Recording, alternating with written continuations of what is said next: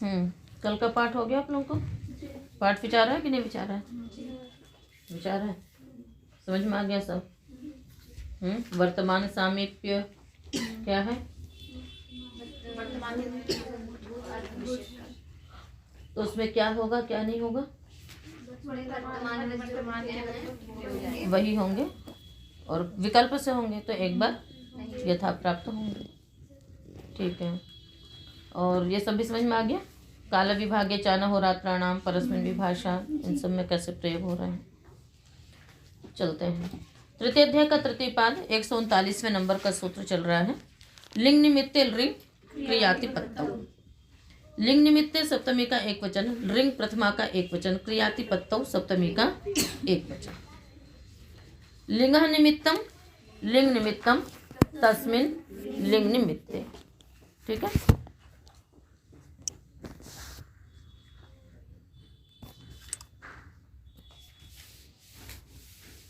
उसके बाद है क्रियाया अतिपत्ति ही क्रियातिपत्ति ही तस्याम क्रियातिपत्तौ, है ना, तस्याम क्रियातिपत्तौ।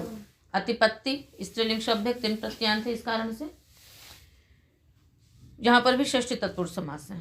अनुवृत्ति है भविष्यति धातोः प्रत्ययः परश्च। किसकी अनुवृत्ति है? धातो, हाँ, भविष्यति धातोः प्रत्ययः परश्च। अर्थ करेंगे सूत्र का। भविष्यति काले लिंग निमित्ते क्रियातिपत्तौ सत्याम। लिंग निमित्त है ना सूत्र में, दोनों सप्तमी है, तो लिंग निमित्ते क्रियातिपत्तौ सत्याम धातोः लिंग प्रत्ययः परश्च भवति। बोलिए क्या अर्थ है सूत्र का?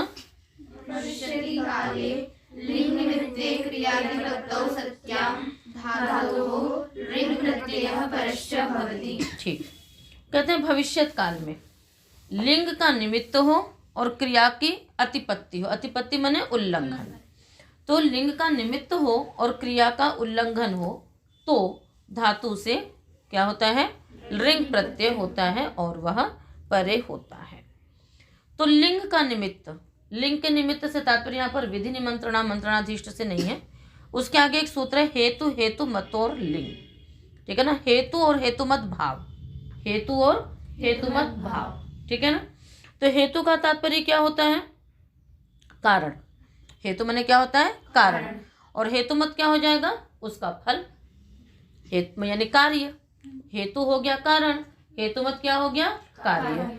तो कारण और कार्य ये दोनों वहां पर उपस्थित हैं। मतलब हेतु हेतुमत भाव ही क्या होता है? लिंग का निमित्त होता है। तो जहां पर हेतु हेतुमत भाव हो और क्रिया का उल्लंघन हो जाए, ऐसी स्थिति में क्या होता है? भविष्यत काल में धातु से लिंग प्रत्यय होता है और वह परे होता है। उदाहरण से और स्पष्ट होगा।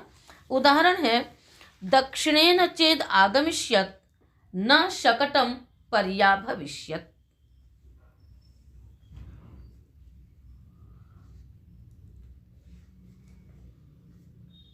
दक्षिणेन चेद आगमिष्यत न शकटम पर्याभविष्यत।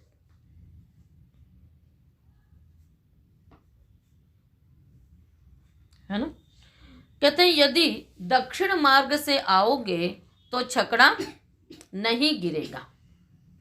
यदि दक्षिण मार्ग से आओगे तो छकड़ा नहीं गिरेगा। छकड़ा कहते हैं बैलगाड़ी को। किसको कहते हैं? बैलगाड़ी को। जिस गाड़ी में मतलब गांव में देखा होगा कि है ना, उसके ऊपर कभी गन्ना है कभी कुछ ये सब मतलब लदा रहता है, तो उसको बोलते हैं शकट। ठीक है, शकट क्यों बोलते हैं उसको पता है? शकट भी जो है वो एक प्रकार से शकृत से बिगड़ा हुआ। शकृत से आगे शब्द की मतलब 2 प्रकार के शब्द होते हैं। एक तो होता है कि शब्द का अपभ्रंश हो जाना, जैसे शिष्य का अपभ्रंश हो गया सिख। ठीक है, सिख जो है वो शिष्य का अपभ्रंश है। तो एक होता अपभ्रंश होना, एक होता है कि शब्द यात्रा करता है। यात्रा करने का मतलब हो गया कि वो भी शुद्ध रहता है और मूल शब्द भी शुद्ध रहता है, किंतु उसी से ही कुछ कुछ परिवर्तित होता हुआ वो आगे बढ़ जाता है। तो वो जो गाड़ी होती है उसमें क्या होता है कि वो बैल खींचता है उसको। जब बैल खींचता है आगे आगे अपना चल रहा है, वो गोबर इत्यादि करेगा ही करेगा। गाड़ी का पहिया उसी में ही आगे आगे बढ़ता जाएगा। तो उसमें उसका शकृत, शकृत आप लोग जानती हैं, विष्ठा, तो वो उसमें लग जाता है। उसके कारण से फिर वही आगे बढ़ते बढ़ते क्या हो गया, वो शकट बन गया। ये किसी ने लिखा था, तो मतलब उसमें तो शब्द यात्रा, तो शब्द मतलब कैसे दूसरे अर्थ में प्रयुक्त हो जाता है, उसी शब्द का थोड़ा सा दूसरा रूप आ जाता है, तो शकट इसलिए उसको बोला जाता है। अब यहाँ पर आपको सूत्र समझना है। सूत्र में कहा कि यदि तुम दक्षिण से आओगे तो छकड़ा नहीं गिरेगा, गाड़ी नहीं पलटेगी। कारण क्या है इसमें, दक्षिण मार्ग से आना, और कार्य क्या है, उसका पलटना, ठीक है। और क्रिया का उल्लंघन कैसे होगा कि ये पर पता है उसको कि दक्षिण मार्ग से ये आ ही नहीं पाएगा, जो भी वहां पर स्थितियां हैं, जैसे भी जो भी कुछ है, न वो दक्षिण मार्ग से आ पाएगा और छकड़े को पलटना ही पलटना है। तो क्रिया का उल्लंघन हो गया, क्रिया का उल्लंघन हो गया, वो दक्षिण मार्ग से आ ही नहीं पाएगा, तो गाड़ी को पलटना ही पलटना है। हमने कहा कि यदि तुम परिश्रम से पढ़ोगे, मन लगा करके पढ़ोगे, इस विषय में समय दोगे, तो तुम पास हो जाओगे। किंतु ऐसी परिस्थितियां हैं, ये मालूम है कि ऐसी स्थिति उत्पन्न मतलब हो ही नहीं पाएगा, क्योंकि वो समय दे पाए किसी भी कारण से, और फिर उसको अनुत्तीर्ण होना ही होना है। तो क्रिया का उल्लंघन हो गया और कारण और कार्य भी हो गया। आई बात समझ में। इसी प्रकार अभोक्ष्यत भवान घृतेन यदि मत समीपम आशिष्यत, तुम घी से खाओगे यदि तुम मेरे पास रहोगे, परंतु ये पता है कि न तुम मेरे पास रह पाओगे और न ही घी खा पाओगे। तो क्रिया का उल्लंघन भी हो गया, और कारण था मेरे पास रहना, और उसका कार्य क्या था, फल क्या था, घी का खाना। पर ये पता है कि क्रिया का उल्लंघन होना ही होना है, तो इस स्थिति में ही ये प्रयोग बनते हैं, ठीक है ना। और ये मतलब जो कहने वाला है कि ऐसा ऐसा यदि होता तो हो जाता, या ऐसा करोगे तो ऐसा हो जाएगा, पर उसको पता है कि कैसा हो नहीं पाएगा, तो इसलिए क्रिया का उल्लंघन हो जाता है। तो रिंग लकार आप लोग शुरू में मतलब ऐसे बता दिया जाता है आप लोगों को कि 10 लकार होते हैं, पर रिंग लकार का प्रयोग बहुत कम करते हैं, किंतु स्थितियाँ उस प्रकार की काफ़ी रहती हैं, तो प्रयोग किया जा सकता है। सिद्धि में देख लीजिए, आगमिष्यत, गमिष्यति की सिद्धि आपने पढ़ी है, आंग उपसर्ग लग गया, आगमिष्यति, इतश्च सिकार का लोप हो जाएगा, आगमिष्यत। पर्या भविष्यत, परि आंग अट आगम होना ही है, तो परि आंग अट आगे भविष्यति की सिद्धि आप लोगों ने पढ़ी हुई है, इतश्च सिकार का लोप हो जाएगा, पर्या भविष्यत। इसी प्रकार अभोक्ष्यता, भुज धातु से यहाँ पर स्या कैसे आ जाता है, हाँ वहाँ पर रीसेल रिटल रिंग दोनों का ग्रहण होता है, तो इस प्रकार से यहाँ पर हो जाता है, तो अभोक्ष्यता भी बन जाएगा। ऐसी आशिष्यता या आत्मनेपद का है ये, तो आत्मनेपद का प्रयोग दे दिया है। भूते च, पूरे सूत्र की अनुवृत्ति अगले सूत्र में आएगी, न केवल अगले में अपितु बोताप्योह में भी जाएगी। भूते च में अनुवृत्ति आएगी, समास वो पदच्छेद करिए। पूरा यहाँ पर अर्थ पूर्व सूत्र का ही है, बस ऊपर में भविष्यति था, यहाँ पर क्या है, भूते है, क्योंकि भूतकाल में भी चाहिए, इसलिए करिए अर्थ सूत्र का। भूते काले लिंग निमित्ते क्रियाविपत्तौ सत्यां धातोः लिंग प्रत्ययः परश्च भवति। भूते काले लिंग निमित्ते क्रियातिपत्तौ सत्यां धातोः लिंग प्रत्ययः परश्च भवति। कहते हैं भूतकाल में भी लिंग का निमित्त हो और क्रिया का उल्लंघन हो तो भी धातु से लिंग प्रत्यय ही होता है। उसके लिए आप उधर से बना लीजिए, कैसे, इसके लिए बहुत बड़ा उदाहरण दिया। वैसे तो आप ये प्रयोग भी कर सकते हैं कि यदि तुम परिश्रम करते तो विद्वान होते, किंतु क्रिया का उल्लंघन हो चुका है और ये तो भूत है, इसलिए पहले उसको पता है कि उसने परिश्रम नहीं किया, इसलिए वो विद्वान नहीं बना। और इसमें जो उदाहरण मतलब दिया है, प्रथमा वृत्ति में दिया है, वो बहुत लंबा चौड़ा है। देखिए, दृष्टो मया, पूरा लिखने की आवश्यकता नहीं है, जहाँ मुख्य चीज है वो आपको समझा देंगे। दृष्टः मया भवत्पुत्रः अन्नार्थी चंक्रम्यमाणः अपरश्च द्विजः ब्राह्मणार्थी यदि स तेन दृष्टः अभविष्यत् तदा अभोक्ष्यत न तो भुक्तवान अन्येन पथा स गतः। इतना बड़ा वाक्य बनाया इसलिए कि आपको ये समझ में आ जाए कि यहाँ पर हेतु हेतु मत भाव क्या है और क्रियातिपत्ति क्या है। कहते हैं कि दृष्टा मया भवत पुत्र अन्नार्थी चंक्रम्य मानः, मैंने तुम्हारे पुत्र को अन्न के लिए इधर उधर घूमते हुए देखा था। एक कोई प्रयोग कर रहा है। अपरश्च द्विजा ब्राह्मणार्थी, ठीक है ना। और उधर एक कौन था, कोई एक ब्राह्मण था द्विज, जो कि किसी ब्राह्मण को ढूंढ रहा था भोजन लेकर के कि कोई हमें मिले तो हम उसको भोजन दें। एक तरफ वो पुत्र है जो कि घूम रहा है, किसके लिए, भोजन के लिए वो घूम रहा है कि हमें कहीं से भोजन मिले। दूसरी तरफ एक ब्राह्मण घूम रहा है कि हमें कोई भिक्षुक मिले, कोई ब्राह्मण मिले जिसको कि हम भोजन दें। यदि वो दोनों एक दूसरे को देख लेते तो निश्चित है कि उसको भोजन मिल जाता और वो खा लेता, किंतु हुआ क्या, इसका उल्टा। क्या हुआ, वही कहते हैं यदि सत्येन दृष्टा अभविष्यत। अब यहाँ पर भूतकाल आ गया कि यदि उसने उसको देखा होता तदा अभोक्ष्यत, तब वो जो पुत्र था वो खा लेता। न तो भुक्तवान अन्य न पथा स गतः, उसने न उसको देखा न वो कुछ खाया और वो दूसरे मार्ग से चला गया, वो दूसरे मार्ग से चला गया। तो यहाँ पर भी हेतु हेतु मत भाव है कि यदि वो उसको देखता तो खाता, ये हेतु हेतु मत भाव हो गया, कार्य और कारण और कार्य हो गया। और उल्लंघन क्या हो गया कि ना उसने देखा और न ही वो खा पाया, तो क्रिया का उल्लंघन भी हो गया। तो इस प्रकार से क्रिया का उल्लंघन होता है और इस प्रकार से हेतु हेतु मत भाव होता है। तो यदि ऐसा होता तो ऐसा हो जाता, ठीक है। बोलते हैं कि यदि सरदार पटेल प्रधानमंत्री बनते तो पाकिस्तान भारत के दो टुकड़े नहीं होते, है ना, किंतु न वो प्रधानमंत्री बने और भारत के दो टुकड़े हो गए। तो यही सब है, हेतु हेतु मत भाव है, ये सब क्रिया का उल्लंघन भी है। तो आप इसको किसी भी रूप में प्रयोग कर सकते हैं। यदि आप मेरी बात माने होते, यदि आप प्रातःकाल प्रतिदिन उठे होते तो आप स्वस्थ रहते, किंतु आपने ऐसा नहीं किया, इसलिए ऐसा हुआ। तो जब भी क्रिया, जहाँ पर भी कार्य कारण भाव हो और क्रिया का उल्लंघन हो जाए तो वहाँ पर यदि भविष्यत काल है तो भी ऋंग लकार होगा और यदि भूतकाल है तो भी ऋंग लकार होगा। बस इतना अंतर है कि भूतकाल में आपको पता है कि हाँ क्रिया का उल्लंघन हो ही चुका है, भविष्यत काल में भी जो वक्ता है उसको ये मालूम है कि ऐसा होगा नहीं, इसलिए ऐसा होगा ही होगा।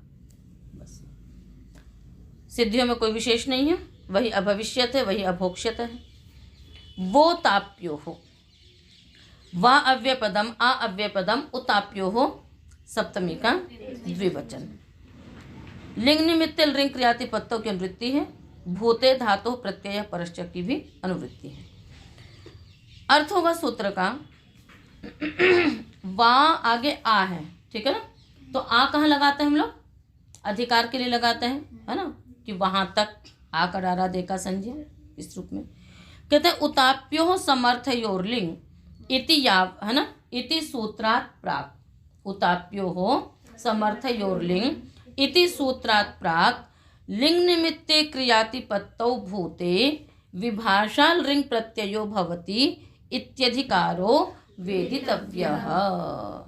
क्या अर्थ हुआ, उताप्यो हो समर्थयोर्लिंग इति सूत्रात् प्राक लिंग निमित्ते क्रियातिपत्तौ भूते विभाषा लिंग प्रत्ययः परश्च भवति इत्यधिकारो वेदितव्यः। कहते हैं यानी उताप्यो से पहले कौन सा सूत्र है, शेषे लृड यदौ, यही है ना सूत्र। तो कहते हैं यहाँ पर कि इस सूत्र से पहले पहले तक, ठीक है, क्या होगा उसमें यदि लिंग का निमित्त हो और क्रिया की अतिपत्ति हो रही हो तो भी भूतकाल में लिंग प्रत्यय विकल्प से होगा। मतलब वो सूत्र अपना अपना कार्य तो करेंगे, उन सूत्रों में जो कार्य कहा गया है कि इनके उपपद रहते ये होगा, इनके उपपद रहते ऐसा होगा, किंतु उसमें भी यदि कार्य कारण भाव आ जाए और क्रिया का उल्लंघन पाया जाए तो उसमें भी भूतकाल में क्या होगा, लिंग प्रत्यय होगा। उदाहरण है जैसे विभाषा कथमी लिंग च सूत्र है, क्या है सूत्र, विभाषा कथमी लिंग च, अभी आप आगे पढ़ेंगे ही। उसका अर्थ होता है कि, है ना, ऊपर से गर्हायाम लड़पी धातुओं से गर्हायाम की वृत्ति आती है और सूत्र कहता है कि गर्हायाम गम्यमानायाम कथम शब्दे उपपदे धातो हो लिंग प्रत्यय विकल्पेन भवति। गर्हा गम्यमान हो, कथम शब्द उपपद में हो तो धातु से विकल्प से लिंग प्रत्यय होता है। अब उसी में ही यदि कथम शब्द उपपद में हो और गर्हा गम्यमान हो, साथ में लिंग निमित्त हो, क्रिया का उल्लंघन हो, तो लिंग प्रत्यय भी वहां पर हो जाएगा। उदाहरण देखो, उसका उदाहरण है कथम नाम तत्र भवान ब्राह्मणम अक्रोक्ष्यत। कथम नाम तत्र भवान ब्राह्मणम अक्रोक्ष्यत, और लिंग लकार तो होगा ही क्योंकि विभाषा कथम लिंग च में लिंग विधान किया गया है, इसलिए क्रोशेत।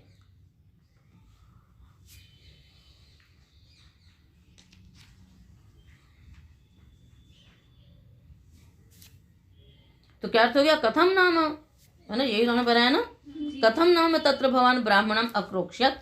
आप कैसे ब्राह्मण को डांटते हैं, डांटा अथवा डांटेंगे, ठीक है ना।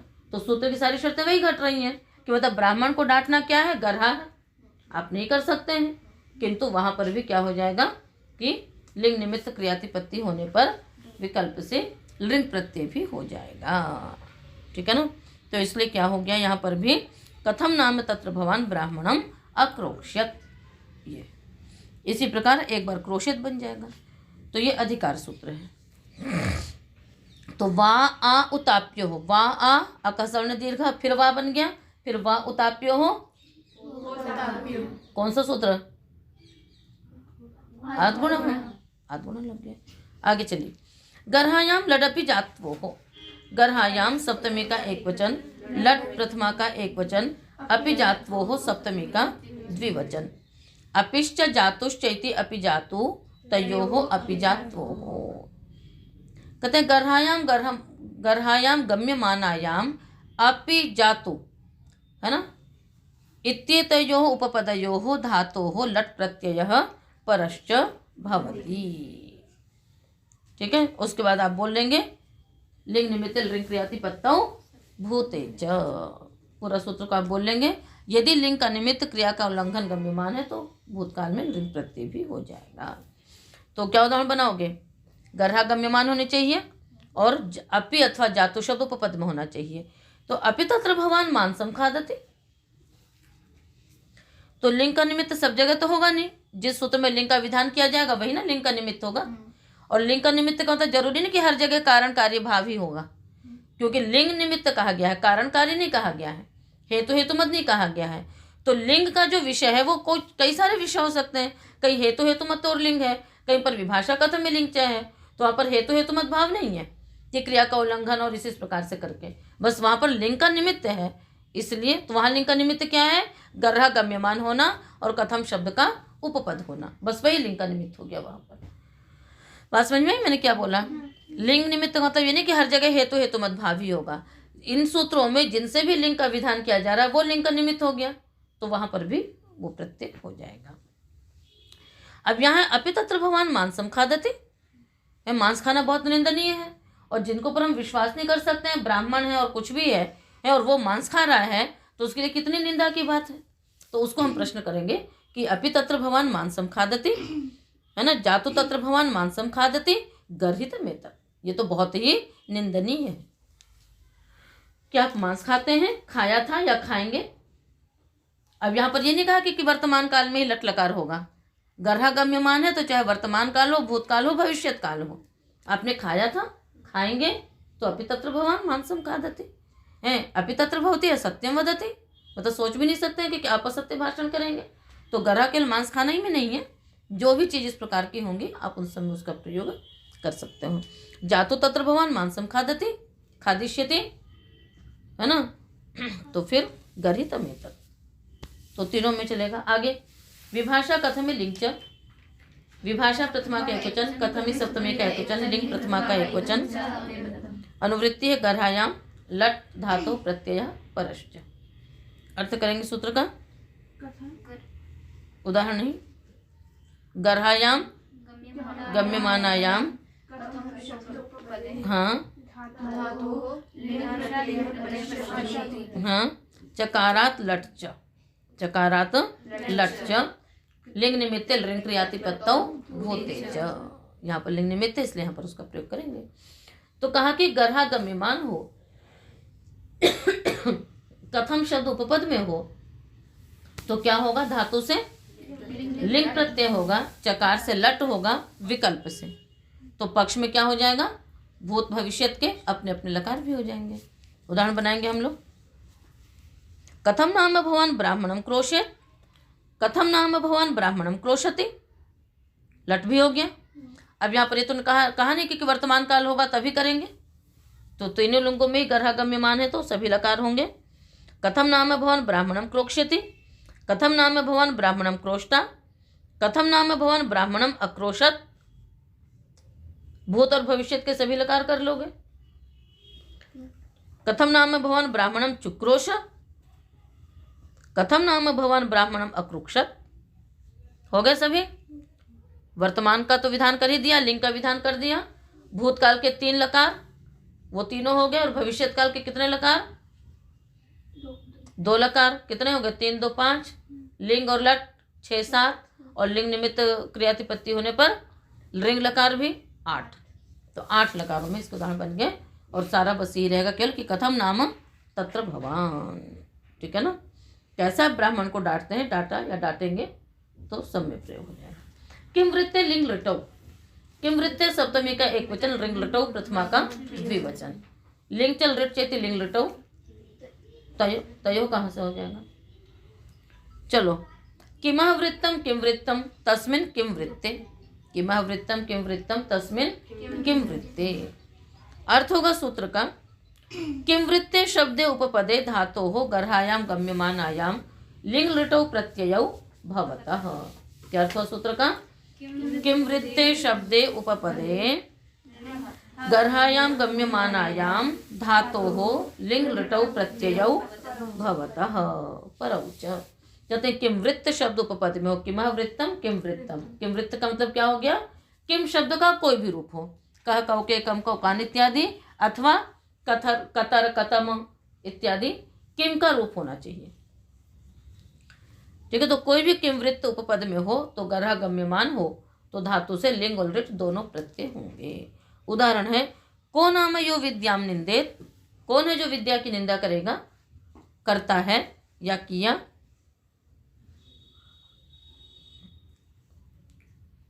को नाम यो विद्याम निंदिष्यति, लिंग और लिट दोनों होगा। कतरह विद्याम निंदेत, कतरह विद्याम निंदिष्यति, यहाँ भी लिंग निमित्त है ना, लिंग लिटौ, लिंग प्राप्ति हो रही है, तो लिंग का निमित्त केवल आपका वो नहीं रहेगा हेतु हेतु मद्भाव, अन्यत्र भी लिंग के निमित्त, तो वहां पर भी क्या हो जाएगा, तो को नाम यो विद्याम अनिंदिष्यत, तो क्या क्या बन गया, निंदेत निंदिष्यति अनिंदिष्यत।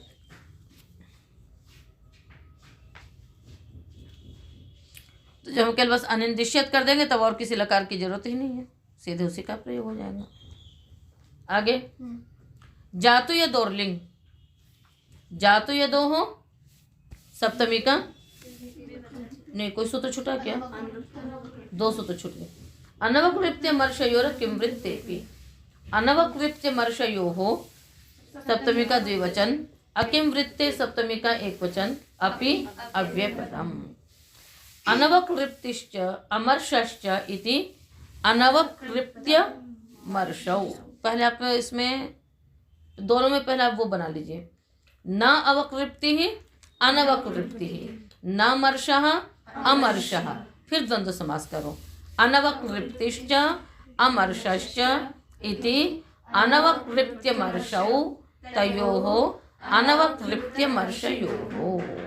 ठीक है, अर्थ करेंगे सूत्र का, अनवक्लिप्ति अमर्ष इत्येतयोः अर्थयोः गम्यमानयोः, अनवक्लिप्ति अमर्ष इत्येतयोः अर्थयोः गम्यमानयोः किम वृत्ते अकिम वृत्ते च।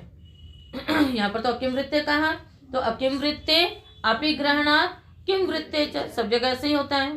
तो अपिग्रहणात् किम वृत्ते च किम भवति, किम वृत्ते अकिम वृत्ते च उपपदे धातोः लिंग लिटौ प्रत्ययौ भवतः।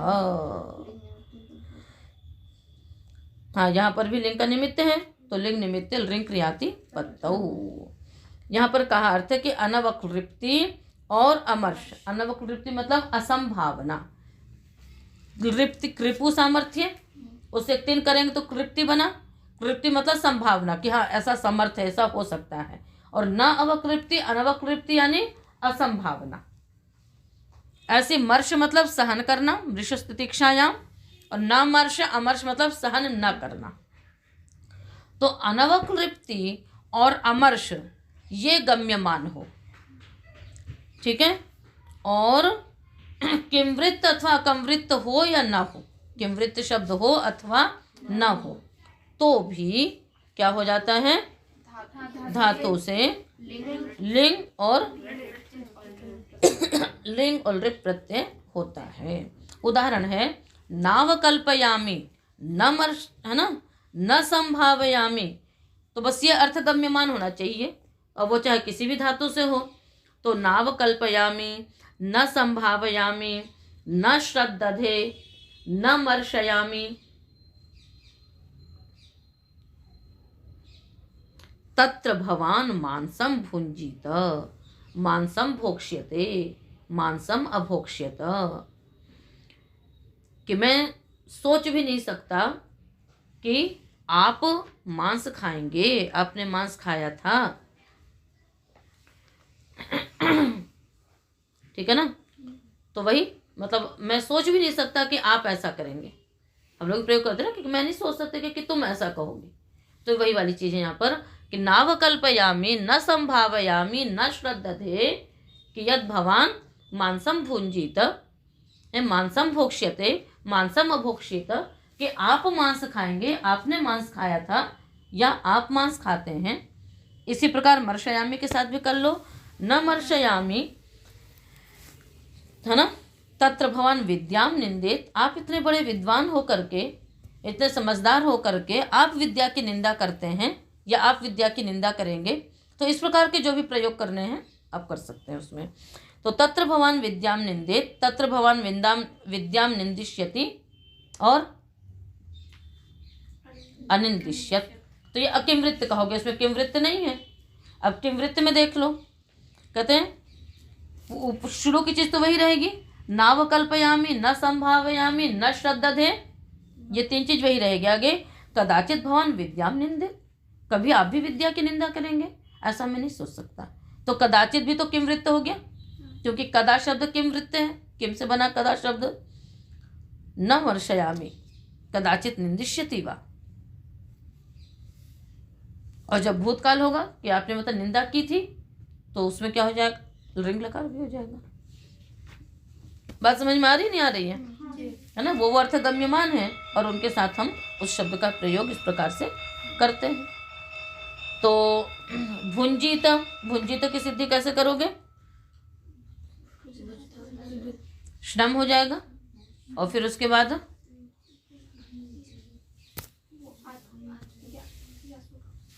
स्वर लोप से आकार का लोप होगा तो भुंज बन जाएगा। फिर उसके बाद कैसे करोगे, हाँ यासुट होगा और फिर उसके बाद फिर ई हो जाएगा तो भुंज ई, और आगे सुट का सकार है उसका लोप हो जाएगा, किससे, लिंगा से लोपो नंत्यस्य से। 2 सकार हैं, एक सुट्तिथो का सकार और एक उसका सकार। तो इस प्रकार से भुंजीजता रहा, उसको फिर लोपो व्योरवली से यकार का लोप कर देंगे तो बन जाएगा भुंजीय, ठीक है ना। भुंजीय, भुंजीत, जो भी बनाना होगा वहां पर बन जाएगा। किंकिलास्त्यर्थेषु लृट्, किंकिलास्त्यर्थेषु सप्तमी का बहुवचन, लृट् प्रथमा का एकवचन। अस्ति अर्थ येषां ते अस्त्यर्थाः, बहुव्रीहि समास हो गया। किंकिलश्च अस्त्यर्थाश्च इति किंकिलास्त्यर्थाः, तेषु किंकिलास्त्यर्थेषु। अर्थ अनवकृत्य मर्शयोः है, अनवकृत्य मर्शयोः गम्यमानयोः किंकिल अस्त्यर्थेषु च शब्देषु उपपदेषु धातोः लृट् प्रत्ययः परश्च भवति। कहते हैं कि अनवकृत्य मर्शयोः अर्थयोः किंकिल अस्त्यर्थेषु शब्देषु उपपदेषु धातोः लृट् प्रत्ययः परश्च भवति। कहते हैं कि अनवकृत्य और अमर्श अर्थ तो है ही, यदि ये अर्थ हैं तो किंकिल और अस्त्यर्थक शब्दों के उपपद रहते भी धातु से लृट प्रत्यय होता है। उदाहरण बनाएंगे हम। न संभावयामि किंकिल भवान धान्यम न दास्यति। न संभावयामि किंकिल भवान भवती लेखिनीम न दास्यति। मैं सोच भी नहीं सकता कि आप धान्य नहीं देंगे। न संभावयामि न मर्शयामि वा अस्ति नाम भवान माम त्यक्ष्यति। मैं नहीं सोच सकता था कि आप मुझे छोड़ देंगे। तो अस्त्यर्थक मतलब अस्त्यर्थक शब्द कोई भी ले सकते हो। अस्ति, विद्यते, भवति, ठीक है ना। तो न दास्यति, दास्यति की सिद्धि कैसे करोगे? दास्यति, दास्यति में कुछ विशेष नहीं। त्यक्ष्यति में त्यज्य, फिर चौकुः त्यक्ष्य, आदेश प्रत्यय त्यक्ष्य, त्यक्ष्यति बन जाएगा, ठीक है। जातु या दो लिंग। जातु या दो सप्तमी का द्विवचन, लिंग प्रथमा का एक वचन। जातुश्च यत्येति जातु यदौ तयोः जातु यदोः। अनवक्लिप्त मर्शयोः अर्थयोः गम्यमानयोः जातु यदोः उपपदयोः धातोः लिंग प्रत्ययो भवति लिंग निमित्ते लिंग क्रियातिपत्तौ भूते च। यहाँ पर कह दे कि अनवक्लिप्त्य मर्शयोः अर्थयोः गम्यमानयोः। अनवक्लिप्त्य और अमर्श अर्थ गम्यमान हो तो जातु यदोः उपपदयोः, जातु और यद शब्द उपपद में हो तो भी धातु से लिंग प्रत्यय होगा। उदाहरण है न संभावयामि जातु भवान धर्मम त्यजेत। यद भवान धर्मम त्यजेत।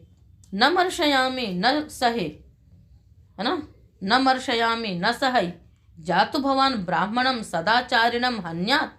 मैं नहीं सहन कर सकता कि आप सदाचारी ब्राह्मण की हत्या कर देंगे। और जब वो करेंगे तो अहनिश्यत लिंग लकार होगा, तो है ना। मैं नहीं सोच सकता, मैं कल्पना भी नहीं कर सकता कि आप धर्म का परित्याग कर देंगे। जरा सी कठिनता और आपने धर्म का परित्याग कर दिया, मैं नहीं सोच सकता कि आप ऐसा करेंगे, तो मैं नहीं सहन कर सकता। यच्च यत्र योः। यच्च यत्र योः सप्तमी का द्विवचन। यच्च यत्र च इति यच्च यत्र यौ तयोः यच्च यत्र योः। पूरा अर्थ वही है आपका। अनवक्लिप्त मर्शयों की निवृत्ति इसी सूत्र तक जानी है ना, 148 सूत्र तक हमने पहले बताया नहीं था, अभी ध्यान में दे दीजिएगा आप लोग। अर्थ करिए सूत्र का। अनवक्लिप्त मर्शयोः गम्यमानयोः यच्च यत्र इत्येतयोः उपपदयोः धातोः लिंग प्रत्ययो भवति लिंग निमित्ते लिंग क्रियातिपत्तौ भूते च। कि अनवक्लिप्त और अमर्श अर्थ गम्यमान है तो यच्च और यत्र शब्द यदि उपपद में है तो भी धातु से लिंग प्रत्यय होता है। उदाहरण है न संभावयामि यच्च भवद्विधः अनृतं वदेत्। यत्र भवद्विधः अनृतं वदेत्, कि मैं नहीं सोच सकता कि आप जैसे व्यक्ति भी झूठ बोल देंगे। क्या प्रयोग हुआ? न संभाव्यामि तो वही रहेगा, बस यच्च भवद्विधः अनृतं वदेत्, यत्र भवद्विधः अनृतं वदेत्, और अथवा अवदिश्यत। जब लिंग लकार होगा तो अवदिश्यत हो जाएगा कि आप ऐसे फट से झूठ बोल देंगे, ये तो हम सोच भी नहीं सकते। गर्हायाम च। गर्हायाम सप्तमी का एक वचन च अव्ययपदम। गर्हायाम गम्यमानायाम यच्च यत्र इत्येतयोः उपपदयोः धातोः लिंग प्रत्ययो भवति परश्च। यच्च यत्र की निवृत्ति आएगी 150 सूत्र तक, चित्रीकरण तक जाएगी, ठीक है। तो गर्हायाम गम्यमानायाम यच्च यत्र उपपदय, है ना, धातोः लिंग प्रत्ययो भवति। निंदा गम्यमान हो तो भी, वहां पर निंदा नहीं थी, निंदा होते हुए भी निंदा नहीं थी, मतलब मैं नहीं सोच सकता, मैं नहीं सहन कर सकता कि आप ऐसा कर देंगे। और यहाँ पर तो सीधे निंदा है। क्या निंदा है? यच्च भवान मांसम खादेत गर्हितमेत। यत्र भवान मांसम खादेत अहो गर्हितमेत। यच्च भवान मांसम अखादिष्यत गर्हितमेत। आपने मांस खाया था, आप मांस खाएंगे, ये बहुत ही निंदनीय है। तो यच्च का अर्थ वही हो गया, जो आप मांस खाते हैं, ये बड़ी निंदित बात है, ठीक है। चित्रीकरणे च। चित्रीकरण है सप्तमी का एकवचन च अव्ययपदम। यच्च यत्रयोः के मृत्यु सूत्र में आ रही है लिंग धातु प्रत्यय परश्च। चित्रीकरणम आश्चर्यम, चित्रीकरणम अर्थात आश्चर्यम। चित्रीकरणे गम्यमाने यच्च यत्र इत्येतयोः उपपदयोः धातोः लिंग प्रत्ययः परश्च भवति। कहते हैं चित्रीकरण अर्थात आश्चर्य, ये अर्थ यदि गम्यमान हो और यच्च यत्र उपपद यानी यच्च यत्र का निंदार्थ भी हो गया, तो यच्च यत्र का वस्तुतः निंदार्थ नहीं है। यच्च का अर्थ तो है कि जो आप ऐसा करेंगे, किंतु बाद में जो प्रयोग किया जाएगा उससे पता पड़ेगा कि कहाँ पर गर्हा है, कहाँ पर चित्रीकरण है। तो बस उदाहरण बना लो। यच्च भवान वेद विद्याम निंदे, यत्र भवान वेद विद्याम निंदे, अहो आश्चर्यमेतत्। ये बड़े आश्चर्य की बात है कि आप विद्या की निंदा करेंगे। बुद्धिमान सज्जनोपि सन, बुद्धिमान सज्जन होते हुए भी आप विद्या की निंदा करते हैं, आप विद्या की निंदा करेंगे या आपने निंदा की, ये अत्यधिक हमारे लिए आश्चर्य की बात है। और अनिंदिष्यत ये भी बन जाएगा।